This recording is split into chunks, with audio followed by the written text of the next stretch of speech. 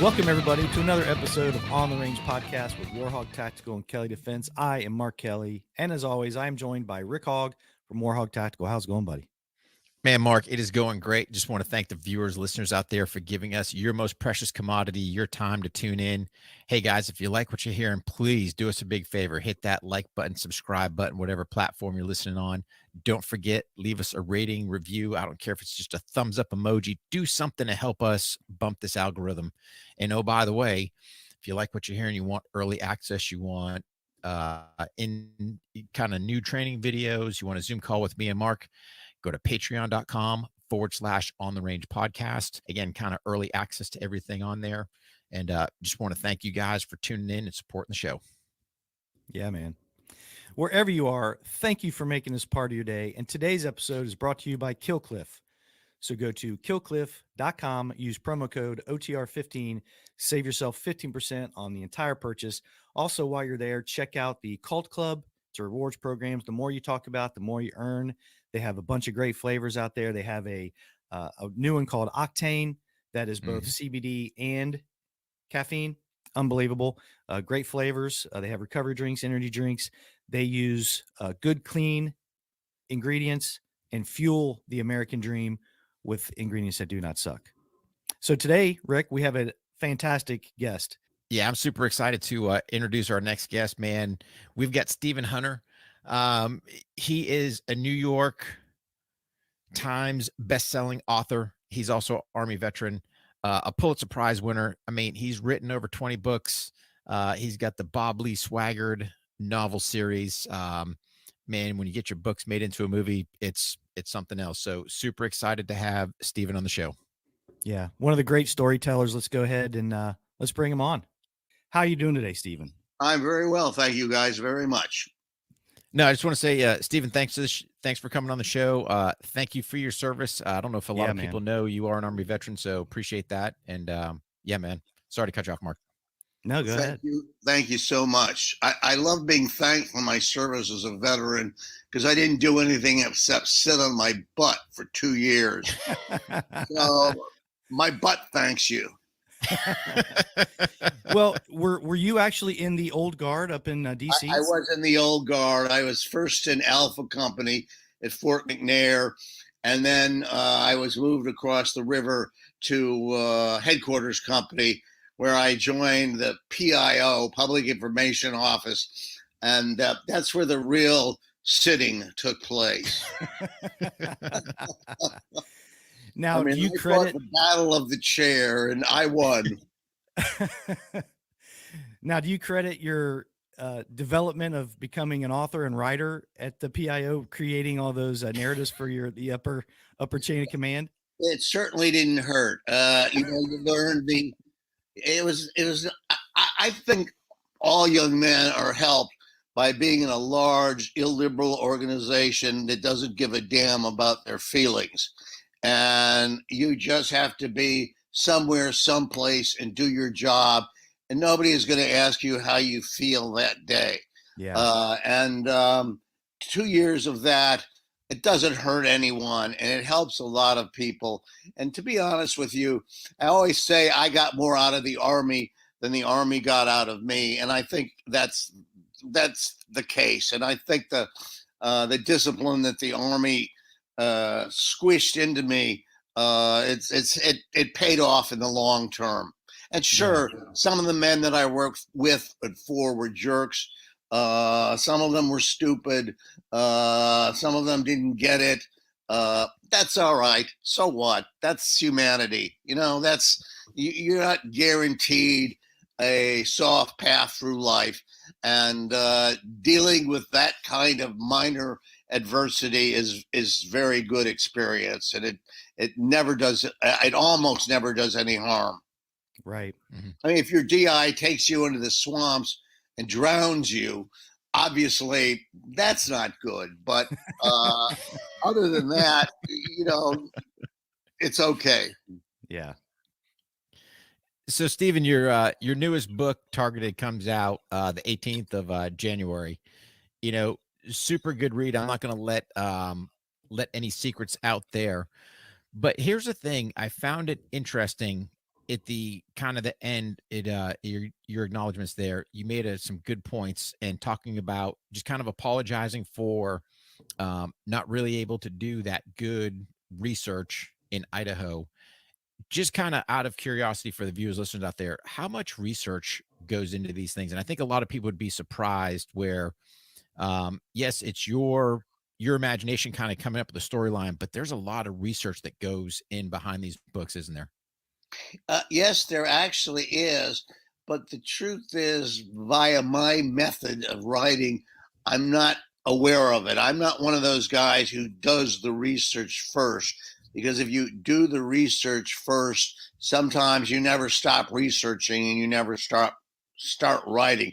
My idea is to start the book now, and as I write, I will research. And when I need to know something, the internet is a great device, and I'll look something up and I'll plug it in that day or that afternoon or the next day and keep going, keep moving forward. I do what's called vertical researching as opposed to horizontal researching. I don't do context. I don't do big scope. I don't do big arc. Just as an example, the book that I've just finished is set in the Normandy campaign, July 1944. There must be 10 or 15 books on the Normandy campaign, July 1944. I buy them all, but do I read 15 books? And the answer is, good Lord, no. What I do is I open to the index and I find the part about sniper warfare, which is the subject proper of this new novel, not Targeted, but the next book. And I'll read those 10 pages. And I'll do that for all 10 books. And I'll learn enough to keep going. And then if I don't know something, I will either make it up if I have to, but I'll make it up and try and keep it consistent with what I already know so that it doesn't stand. I mean, somebody doesn't show up in Normandy in a 1958 Ford Galaxy. I understand that. Now I might have the guys in a 1944 field code when, in point of fact, the 1944s didn't reach the troops until 1945. That's the kind of mistake I can Right. more or less live with. Though if I catch it, I will fix it and make it a 1943 field code. And they all wore, if you look at the old pictures, all the guys in Normandy in 1944 wore model 1943 field jackets. And getting stuff like that right is a great pleasure to me. But if it doesn't happen, I'm not going to commit suicide. I mean, my job is to keep moving forward, make it as good as I can, and just sort of at a certain point you have to let it go, even though it's flawed, and that's just the reality of the business. And there are just far too many people who have an unreasonable standard of perfection, and they never let it go, and it never gets finished, it never gets published, and all these years later they're still working on their research. So there you have it. Is that because your focus is on telling the story the way you want to tell it? Is that what it is? Exactly. Okay. I mean, what I'm interested in is sort of the interaction between the people as they progress through the obstacles that the plot puts in front of them. And if that's really more important to the book than whether it's a 1943 or a 1944 field jacket. And plus, if I always got the field jackets right, what would people comment on Amazon? I've got to feed that hungry beast out there of show-offs. Ha! I know something he doesn't know. Those were 1943 jackets, not 1944. And that's part of the game, I suppose. And Yeah. I just laugh at it and keep going. And the checks still seem to clear, so I think I'm okay. Yeah. So, Oh, that is great. Stephen, you bring up a great point, and I just want to kind of switch back in time here a little bit. So you figure when you first started writing, I'm sure you were kind of hunting and pecking, or if you were skilled, typing on a typewriter. But when you look at kind of writing when you first started, like how long would it take you to do a novel there versus kind of today with technology? I It don't know if has you're accelerated radically. The first book from start to finish was about 2 years, and of course that involved a lot of retyping time. If you went to a second draft, that was literally a second draft, meaning you had to type the whole damn thing over and over. And if you're a less than graceful typist, that was agony, and it was agony for me. And that itself drove a lot of people out of the business. But now, of course, it's all done in cyberspace. The manuscript is fluid, so if you want to change Bill's name to Sam, you hit one button and then you hit, send, and through 600 pages, all the bills become Sam's. And so, it, you know, it's a lot easier from a technical point of view, and you don't submit a manuscript anymore. You convert it to there's a way. I mean, this everybody knows this. You can send it to them via email, and all the editing takes place on the screen, and there's no paper. I mean, the first time I see the book on paper is when I get the advanced reader's copy about 6 months before publication, and to me, the book is now a phenomenon of glowing green on a dark background, and it's just, as I say, there's no paper anywhere in the process. And do I miss paper? I don't know. Maybe. I remember when I finished. I mean, the last book I did that had a paper representation was The Third Bullet. And when I was finally done with it was very long, complicated to write. When I was finally done with it, I was taking it to FedEx, and I remember just pausing as I got into my car. And the manuscript was about 3 to 4 inches thick and weighed about a pound and a half. And I remember thinking, holy cow, did I do all this? And I'd flip the pages and I'd see, millions of keystrokes. And it was just, there was such a pride in creating the object. And I do miss not getting an object out of it. I mean, you sort of connect with certain rituals, and the ritual of sending the manuscript to New York, that was always poignant for me. I mean, I never thought I'd be at this point where I'd be sending manuscripts to New York. And so when I do it now, or when I did it up until whenever I stopped doing it, it was, it had some weight. It had some autobiographical meaning. And I miss that. I mean, again, the checks seem to still clear, so Yeah. I don't miss it that much. If the checks stop clearing, that's when I'll start really missing things. Yeah. But it's just, it changes, and now you can do start to finish a book in about 6 months. It's just the whole thing has imploded, and it's gotten shorter and shorter and shorter. But the process is still the same: writing, cutting, rethinking, editing, getting other opinions, trying to accommodate suggestions of other people. It's still a narrative process. It's still an editorial process.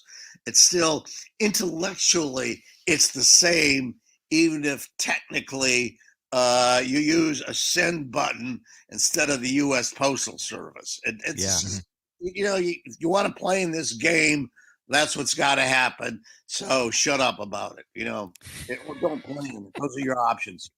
Just for reference, what was the first style of typewriter? I'm sure it was a typewriter, the first book that you wrote. Did it have the old carriage style going back and It forth did feel? indeed, and it was in Underwood. And in fact, when I look back on it, my career is it traced the evolution of writing technology. Yeah. I went from manual typewriter to electric typewriter to what were those? There's that IBM thing with the ball. Yeah. I Mhm. forget what it was called. And then I went to primitive a computer with where you put the discs in. I can't remember what the operate, maybe MOS, something like that.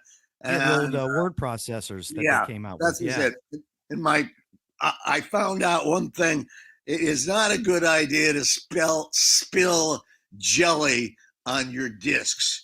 And I had to pay somebody to rescue a disc of mine with about 400 pages on it that was smeared with jelly, and Mm. uh, it somehow he managed to save all but one chapter. And of course, to this day, I believe that if he'd been able to save that one chapter, everything would have been different, and I would have been 10 times more successful. But damn it, I Yeah. never got that one chapter back. So Oh, you that's know, great.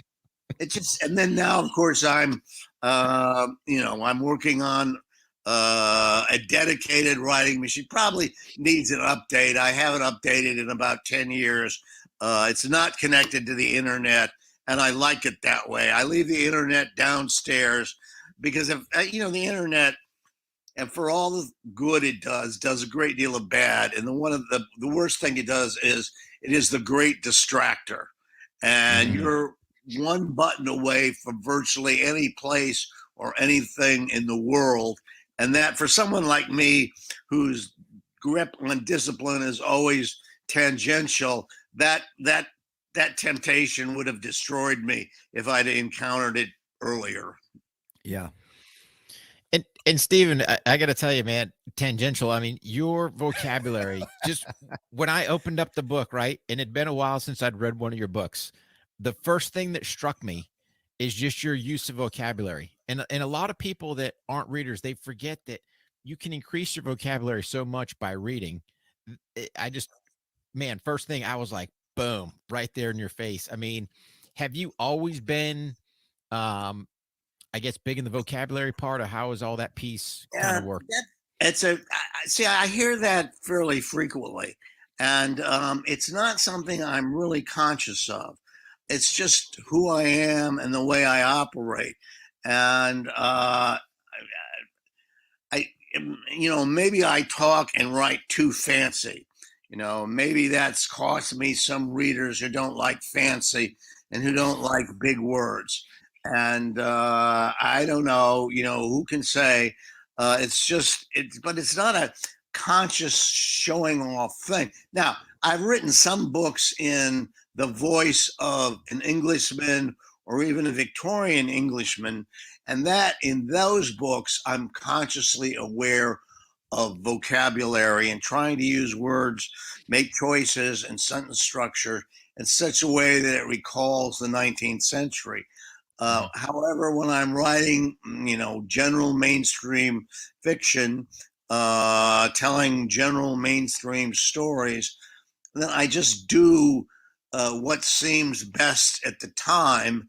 And whether the vocabulary is elevated or degraded is not something I'm consciously thinking of. It's just pouring straight from my subconscious into on through the vessel of my hands to the keys on the keyboard into cyber reality. And it's just how I talk and how I think and how I write. And if I just have the opinion that if I pay too much attention to it, it'll dry up. It's Mhm. best just to sort of try and do this sort of stuff as unconsciously as possible. Just let it happen between your imagination and the electronic page without a whole lot of stops in between. And then you know, you can always fix it, sort of. You can make it better. Can you make it great? I don't know. Can you make it a masterpiece? I don't know. It hasn't happened to me yet. But you can take something that's okay and make it good, or you can take something good and make it pretty good. And those are the kind of practical improvements that a professional writer ought to be able to do. And if I'm going to call myself, if I'm going to do this for a living, I better be able to do that. So whether I want to or not, that's part of the obligation of the craft. Mm-hmm. So writing stories isn't your only gig. You've done journalism as its rawest form as well, correct? I have indeed. I wrote movie reviews for, right. Oh gosh, 16 for 27 years. I saw 300 movies a year for, oh my gosh, for 27 years. I saw way too many movies. At the time, newspapers were different then, and they were much bigger, and they had this huge torrent, this river of money pouring into them called classified ads. Well, all that went away. And so they've had to narrow down, they've had to focus, they've had to cut staff. Everybody on a newspaper now does 4 or 5 jobs. When it used to be everybody on a newspaper did 1/2 of one job some of the time. And the rest of the time they hung out at the water cooler or hid in the men's room or patrolled the halls, or, newspapers were deadwood farms for years and years. There were, it's like a skeleton. You could fire everybody who had a byline on the paper on a single day and still put out a paper the next day because there'd be enough dead wood left to go into those jobs. Not anymore. Now it's a real sort of desperate scramble to fill the paper every day. And to be honest, now that I think about it, I don't think anything I've written has quite caught that reality. The new newspaper as opposed to the old newspaper, or maybe that would be a kind of an interesting place or way to go. It's that craft that, like the book writing, has changed enormously over the years. And again, you either adjust or you retire or resign or sell stocks and bonds or something. It's just change is merciless. It's just like I'm quoting Lenin or someone, or Trotsky, who said that you may not be interested in history, but history is interested in you. Well, it's also, that can be said of a number of, that structure can be used. And in my life, it's, you may not be interested in change, but change is interested in you. Mm-hmm. And I've seen vast changes in production come to the newspaper business, and I've seen it destroy generations of men. When I got to the Sun in the early 70s, all those guys were World War II veterans. All those guys wore coats and ties and worked in them to work. All those guys smoked 2 or 3 packs a day, or cigars or pipes. The newsroom was like, the gas attack at Ypres in 1916. And that's all gone. And that generation, when the computers first came in, many of them conceptually couldn't make the leap. They were very good journalists. They were very highly skilled at the craft of putting out a hot metal newspaper, meaning a newspaper in which it was produced by linotype, and the linotype was slugs of lead with upside down, backwards letters on them.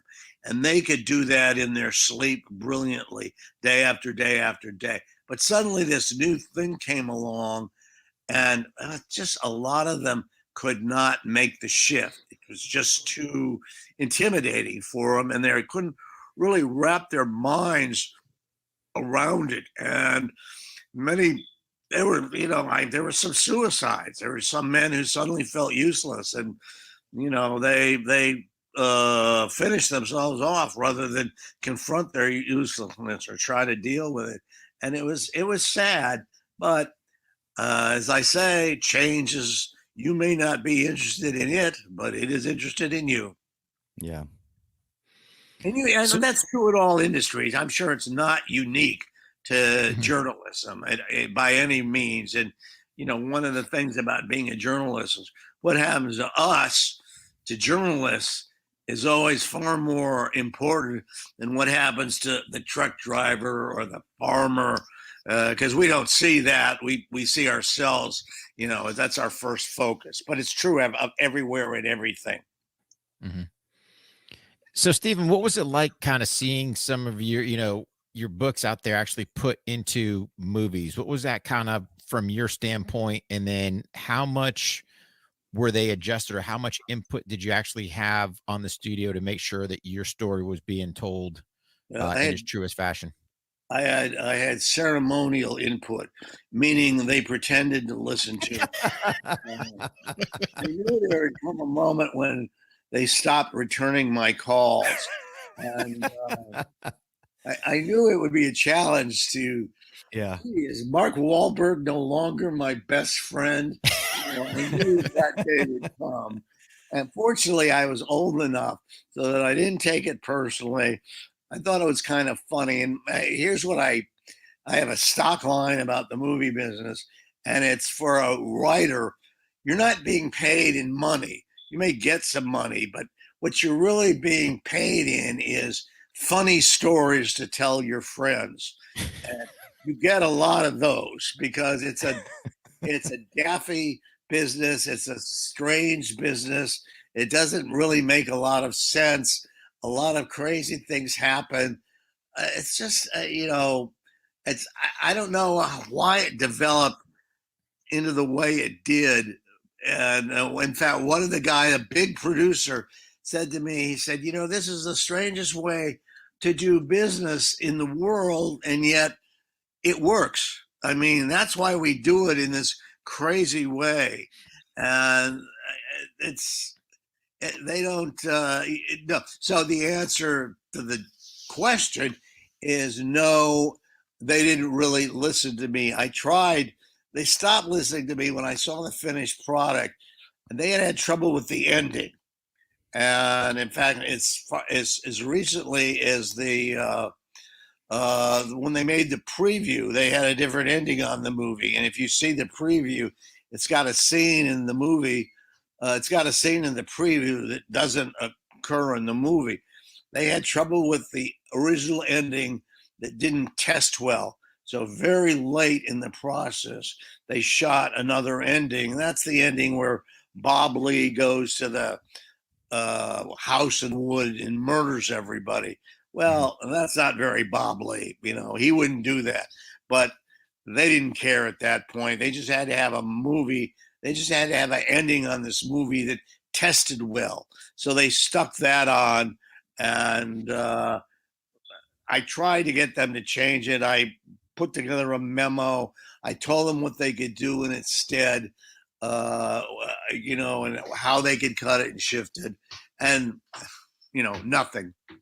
It's just that's when the return phone calls stopped coming. I would say they treated me very well. They treated me with respect.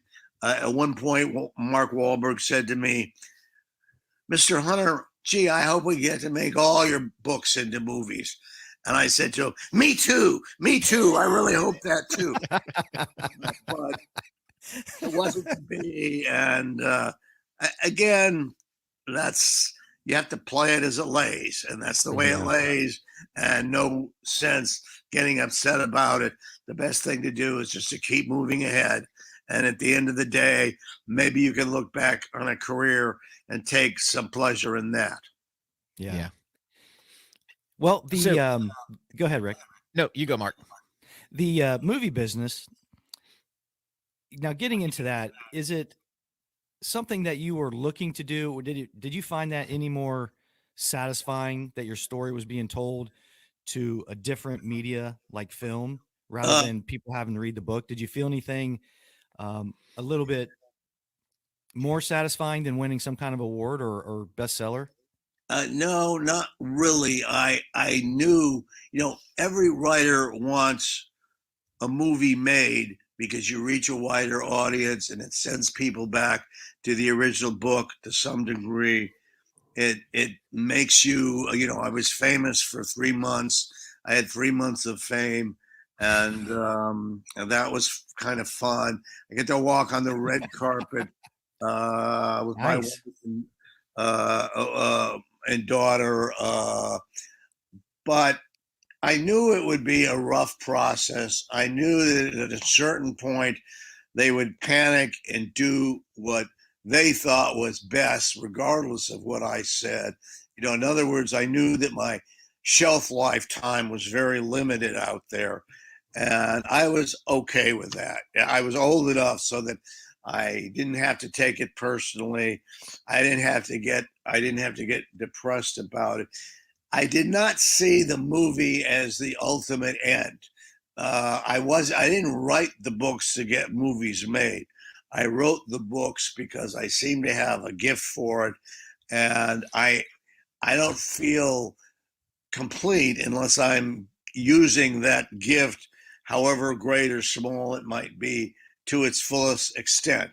Um, so when it came to the movieization process, it I knew it would have a lot of pitfalls. I knew that some of the people would be treacherous. I didn't know that all of the people would be treacherous.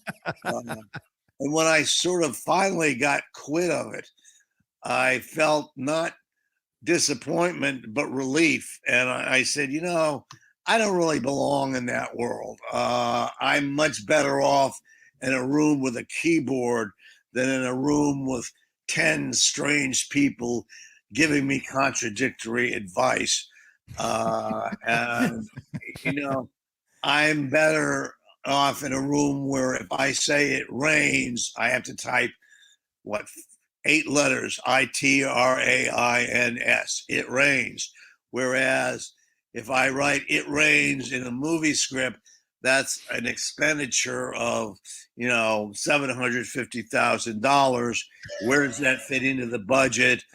Where can we shoot that scene? Where can we, and there's all sorts of logistical and other considerations. I wrote a book called The Day Before Midnight, and at one point, one of the producers says, "Oh, by the way, instead of midnight, we've decided to make it noon." Well, the point of the book was midnight, and it was built on the model of midnight. And I tried to explain to him, no, it can't be noon. That's not the idea. And the only thing he saw was what was more likely to get the movie made. What script was more likely to get green lighted by the big bosses. And a script set at noon, which was much cheaper to shoot, was more likely. So that was his only reality. And to me, that was ludicrous. But we were just speaking in such different languages that there was really, it was kind of funny. It was like two warships going in opposite directions in the fog, passing each other a mile apart and seeming to communicate, but not really communicating at all. That's a funny story that I got out of my movie experience. And let me guess that the next question is, are any of your other books going to be made into movies? And the answer is probably not. You really only get one swing at bat. And although Point of Impact, or as they call it, Shooter, was has become sort of a cult favorite. And in fact, it was on the Paramount channel last night, I happened to notice. It didn't generate enough in overall world profits to make a sequel and to make the other books possible. Now, it did spin off into USA TV series with Ryan Phillippe for 3 years, and I made some more money off of that. But as I watched, it got further and further from the books until it was set on a different planet. Instead of setting Yeah. the day before midnight at noon, they took it off of planet Earth and moved it to planet Doom. And at that point, I couldn't stay with it. Its connection to what I had written had gotten very, very, uh, thin, and it didn't seem to need my eyes to validate it. So I stopped watching it. Speaking of being on Paramount last night, you seen any royalties from that? Yeah, I do. In fact, the other day I got a check for 0.9 cents. Literally, I mean, I'm not joking. And I took it to the bank and put it in the check, machine. And because I knew that if I didn't, it would screw up Hollywood. If I don't cash my check for 9 cents, Hollywood falls, and didn't want to have that on my conscience. And the bank couldn't really believe it. They double checked to make sure that I was cashing a check for 9 cents. But again, that's the computer. Doesn't matter to the computer if it's 9 cents or $9 million. It's just no sum is more valuable than any other sum to the computer. And the computer determined that I had earned 9 cents in royalties for that property for that period of time. And so, but actually, I don't think it was a royalty. It was a payment for my appearance in the TV show. Everyone gets royalties. I had flown up to Vancouver and filmed a little 3-minute, maybe not even that long, guest appearance as the gun store owner. And I still get royalties for that, 9 cents being the last royalty. I couldn't begin to justify it, but as I say, the check did clear, and Wow. there's 9 cents to burn on Vice or whatever. Yeah. So if you want to talk about this book, was this something, because you already said that you're working on your next book, are these just keep coming out? Or do you just keep until the story's over, or you decide you're done? Well, I've sort of screwed up accidentally my own the rate of books I'm publishing. I inserted a book in the process that kind of pushed everything else out further. And that book was a book I did last year called Basil's War. And that was based on a shorter book that I'd already written, but I was asked to expand it. And it took a month. It wasn't 6 months, it wasn't a year, it was a month. But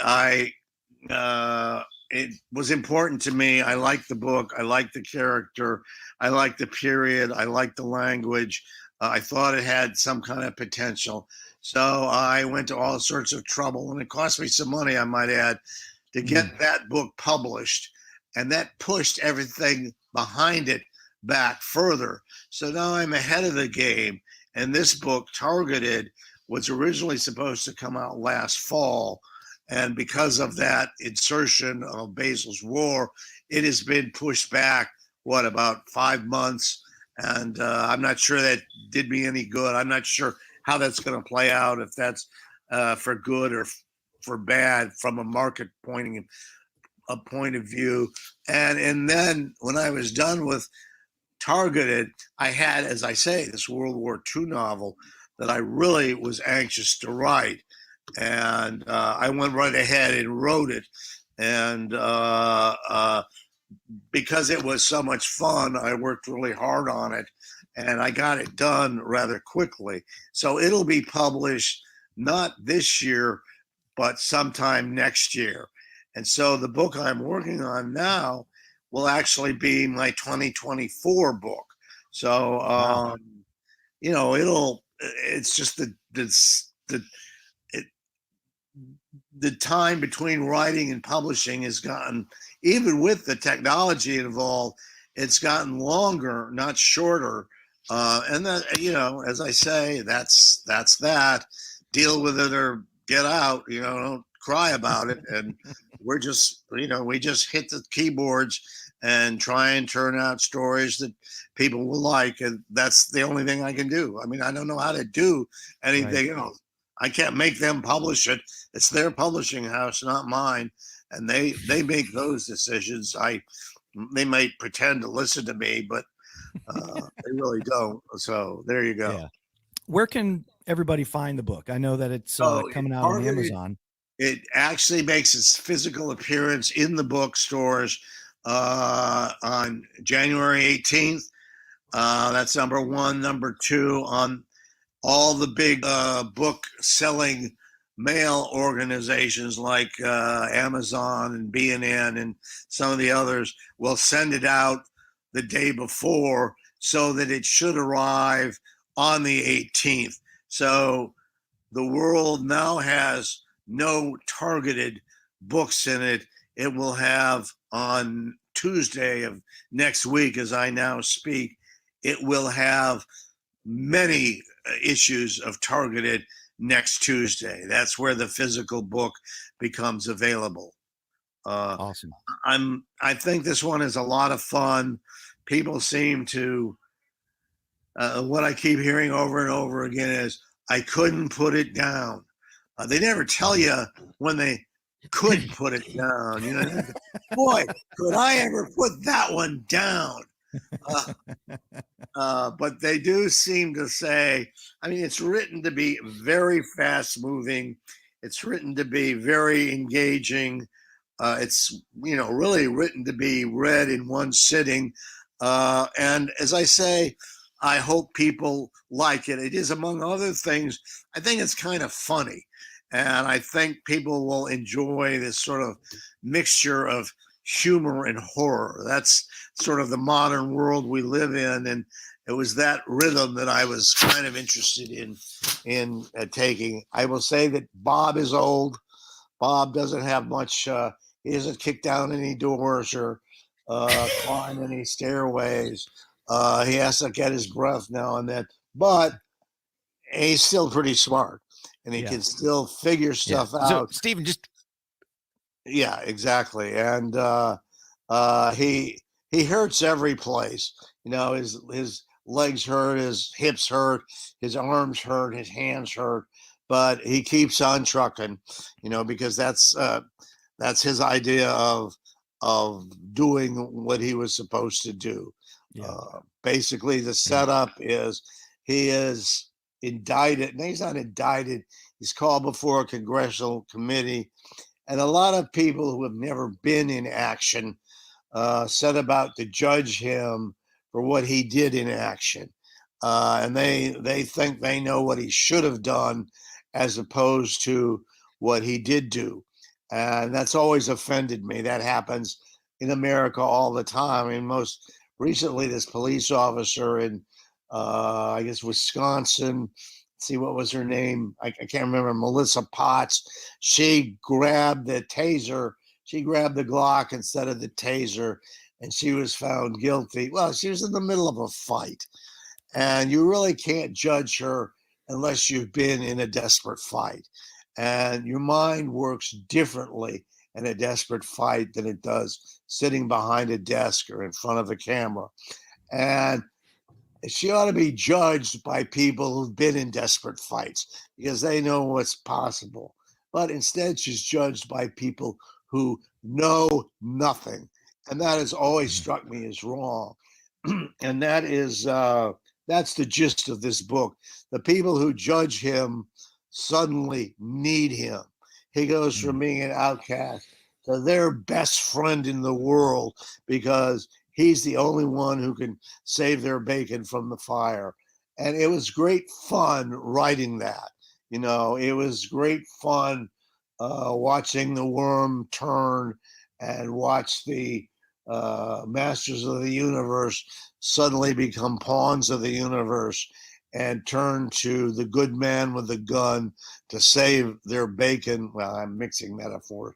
Save their wormhood from some very bad guys. How did Bob Lee come about, and Oh, you how kind of did having Bob Lee him come as a about? character for so long? It was a long time ago, and the results, my memories are sort of hazy, but I had encountered uh, Carlos Hathcock, and I was very moved by that book, even if I thought there were some things in it were probably exaggerated.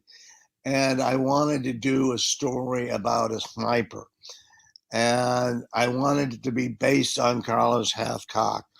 And I had, in another area of my life, I uncovered a situation in which someone was hired, a professional shooter was hired to recreate for a ballistics laboratory the geometry, riflery, and ballistics of the Kennedy assassination, but on scaffolding, not in a city. You know, in other words, all the distances were the same and all the angles were the same, and the target was moving at the same speed. And he was using the Mannlicher Carcano 6.5, but he was on a scaffolding in the middle of the Maryland woods, H.B. White ballistics laboratory. And that image, I thought how I could combine the two of those is the beginning of a story. And really, without too much more than that, I started to write, and I wrote and I wrote and I wrote and I wrote. And the years passed, and all my hair fell out, and I had no idea what I was doing. And a very good editor at Bantam, Ann Harris, sort of saved the book for me. She went through it very assiduously, and she bought into it, even though it wasn't probably her cup of tea. She's a sophisticated New York editorial type. She didn't know anything about guns, but she let me have my head. And she understood that I was at my best when the gun was primary to my imagination. And we eventually got it ironed out.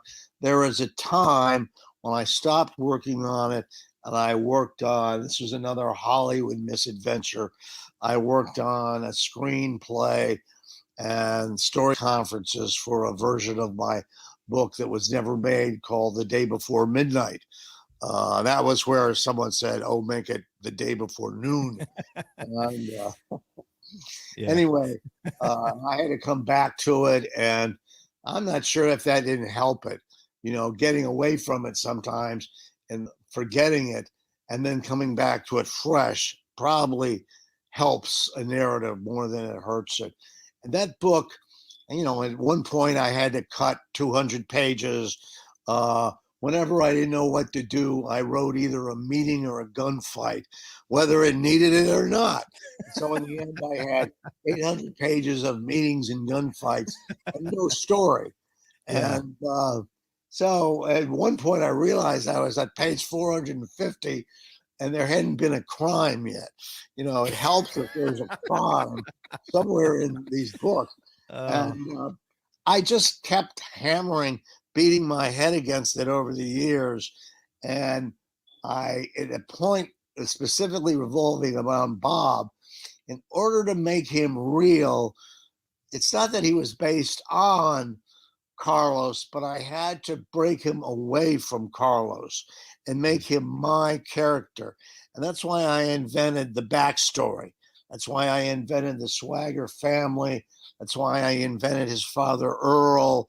That's why I made Polk County, Arkansas, which I'd never heard of before I started, a kind of, you know, like Yoknapatawpha, like Faulkner's Yoknapatawpha County, the origin and the history and the families going back over the years. And all of that stuff was not planned. And another interesting thing is Nick Memphis, the character, Bob's sidekick through many an adventure. I don't like sidekicks. I don't like books with sidekicks. And I hadn't planned to write one. And somehow Bob ended up with a sidekick. I don't know where it came from. It's not. Well, you gotta work Nick Memphis in there somewhere. You can't let that name go. Exactly. It's not a Steve Hunter book without Nick Memphis. And I still am trying to figure out what his name means. Is he Egyptian? I don't know. I know. So maybe he's from Tennessee. Anyway, you know, stuff happens, and it's you improvise, you make things up, you make changes, you deviate from the outline, you return to the outline. It's not a clear process. It is just a process of getting through it. And sometimes it's ugly. It's like a football game. You never know in which quarter some things work and other things don't. And you hope at the end of the day, more things work than didn't work. And, that's all that you just do it. You just keep bumbling along, and you hope that in the end you have enough skill to make it interesting enough for someone to publish. And that's all my books have been written with that in mind, with that goal, not to just to get the damn thing done and out is the point. It's no point in doing it if it sits on a computer file forever and ever. So, Yeah. trying to be a professional is what I'm saying. Mhm.